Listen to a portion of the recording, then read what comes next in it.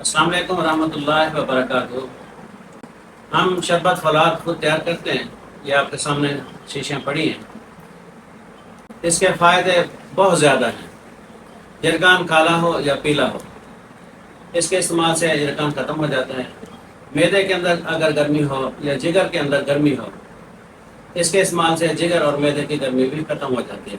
اگر پیشاب کے اندر جلن ہوتی ہے، پیشاب کے ساتھ لیسدر رطوبت نکلتی ہے، یا کسی بچے کو یا کسی نوجوان کو نکسیر آتی ہے، تو اس شربت کے استعمال سے نکسیر آنا بھی بند ہو جاتی ہے۔ اس کے اور بھی بہت سے فوائد ہیں۔ کمی خون ہے تو یہ استعمال کیا جاتا ہے۔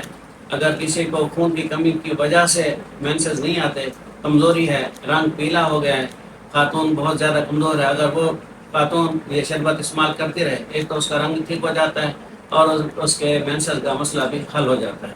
اگر آپ شربت فولاذ خود گھر تیار کرنا چاہیں تو اس کا نسخہ میں بیان کر دیتا ہوں۔ 100 گرام حلیلہ، 100 گرام بلیلہ، 100 گرام آملہ، 100 گرام خبز الحدید۔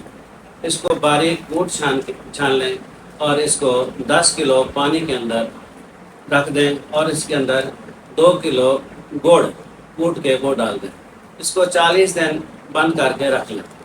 40 دن کے بعد اس کو چھان کے مقطر لے لیں اور اس کے اندر ایک اسٹانک یعنی کہ 50 گرام کالی مرچ، 50 گرام سونڈ اور 50 گرام فلفل دراز، جس کو درازیں بھی کہتے ہیں، فلفل دراز، یہ باریک کر کے اس کے اندر شامل کر لیں اور اس کو خوب ابال لیں۔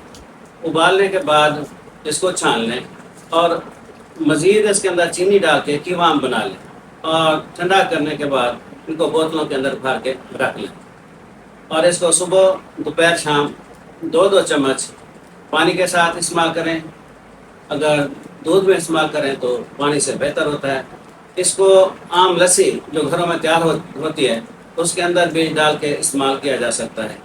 دہی کے ساتھ بھی اس کو استعمال کرنے سے گرمی کی وجہ سے پیاس لگنا یا گرمی کی وجہ سے سر میں درد ہونا یا گرمی کی وجہ سے کوئی بھی آپ کو عارضہ ہے تو دہی کے اندر اس شربت کو 2 چمچ صبح شام اگر استعمال کریں تو اس کے استعمال سے بہت زیادہ فائدہ ہوتا ہے۔